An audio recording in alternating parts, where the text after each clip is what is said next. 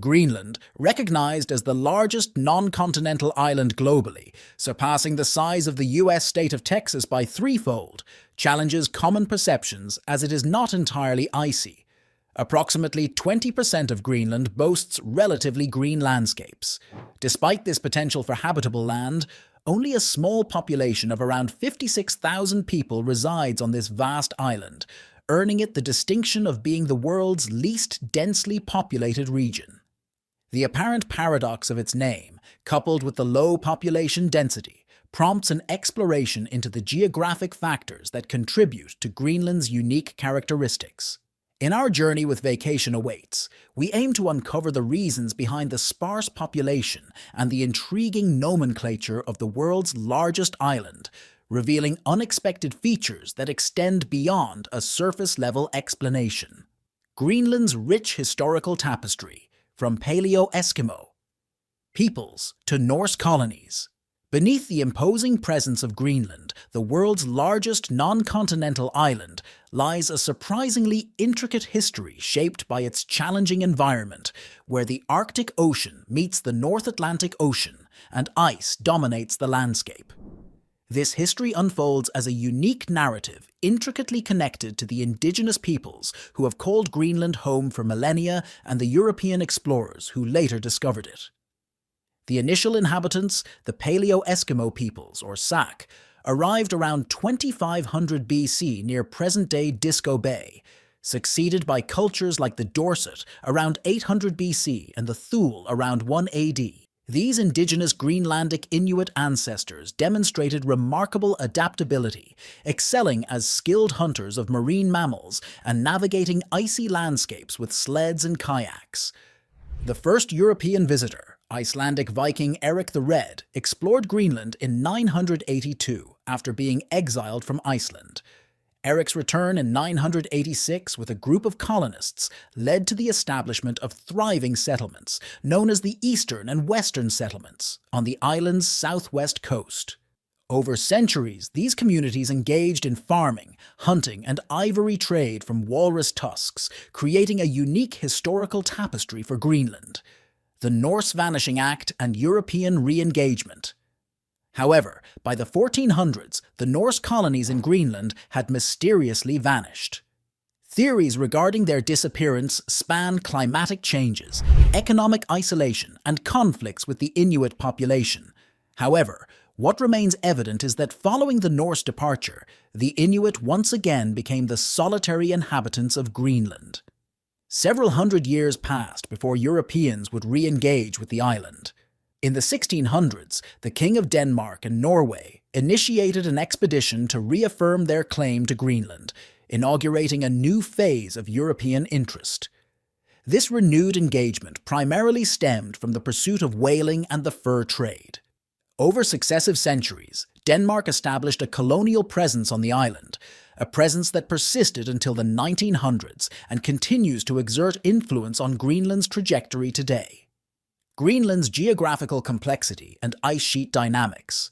Greenland, often perceived as a vast realm dominated by ice and snow, surprises with a geographical complexity that contradicts its icy reputation.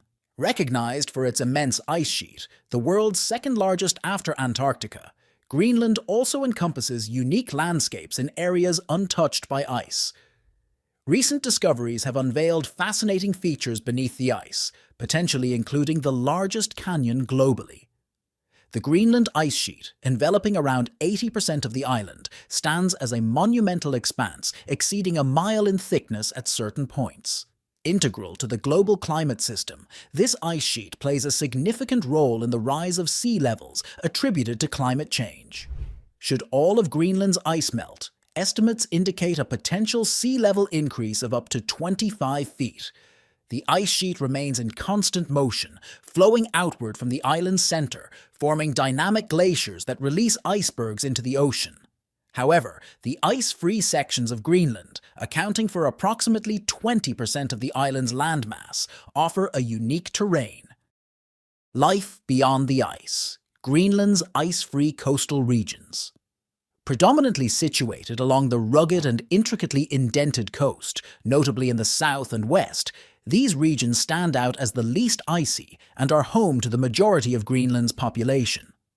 This zone experiences a relatively mild Arctic climate, enabling limited agricultural activities such as sheep farming and even some small-scale vegetable cultivation in sheltered areas. The coastal area also exhibits a tundra biome, where resilient species of mosses, lichens, and low-growing shrubs thrive. The wildlife in these regions includes Arctic foxes, hares, and various bird species that migrate to Greenland during the brief summer season. While the geography above the ice in Greenland holds fascination, the sub-ice landscape introduces even more compelling elements. Among the noteworthy discoveries beneath Greenland's ice is an elaborate topography featuring mountains, valleys, and plains. A recent finding highlights the presence of a Grand Canyon that extends almost the entire length of Greenland, with potential implications for guiding the ice flow toward the sea. Whether above or below the ice, Greenland's geography exhibits extremity. There is no part of the island that offers easy living, a challenge acknowledged by those who have opted to call Greenland home to this day. Challenges of living in Greenland: climate, isolation, and economic factors. Greenland, despite its vast expanse, ranks among the world's least densely populated regions, a situation not solely attributed to its frigid climate. Surprisingly, Greenland has fewer residents than countries like Iceland, Norway, or Sweden, which share comparable latitudes and experience cold weather. The island's extreme climate, where approximately 80% is covered by ice, allows only about 20% along the coast for human habitation. Unlike Iceland, Norway, and Sweden, benefiting from the Gulf Stream's moderating influence, Greenland, situated just north of the primary Gulf Stream, lacks such climate moderation. Geographic isolation, positioned between the Arctic and North Atlantic Oceans, historically limits access, migration, and trade opportunities. The majority of Greenland's population resides on the west coast near Canada, further isolating it from European nations. Economic opportunities in Greenland, centered on fishing, lack diversification, with agriculture almost non-existent due to the harsh climate and permafrost. Infrastructure development faces challenges due to the harsh terrain and climate, making it expensive and impacting the quality of life. Greenland has just over 56,000 residents, with Nuuk on the west coast being the most populated, followed by Sisimiut, Uummannaq, and Qasigiannguit, scattered in smaller towns and villages, primarily along the western and southern coast. Naming enigma: Greenland and Iceland's contradictory names. The names Greenland and Iceland have perplexed people for centuries due to their seeming contradiction with the actual landscapes of these places. Greenland, mostly covered by a vast ice sheet, is far from green for the majority of the year. In contrast, Iceland, with its share of glaciers, features green valleys, hot springs, and geothermal areas. The naming origins involve historical, cultural, and marketing considerations from early Norse settlers. Greenland's name, chosen by Viking Eric the Red, was deliberately attractive to settlers, despite the land's true nature. Iceland's naming, attributed to Viking Fee, was based on an icy fjord, overlooking the green and fertile valleys that characterize much of Iceland, especially in summer.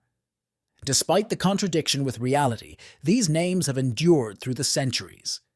Speculations about a mix-up or deliberate swap lack concrete evidence. Future prospects: Greenland's population challenges and outlook. Greenland's limited population size is not exclusively attributed to its icy landscapes. Rather, it is intricately linked to settlement patterns and the absence of the Gulf Stream's temperate influence. The challenges posed by the harsh Arctic climate, coupled with the historical patterns of human habitation, have shaped Greenland's demographic landscape.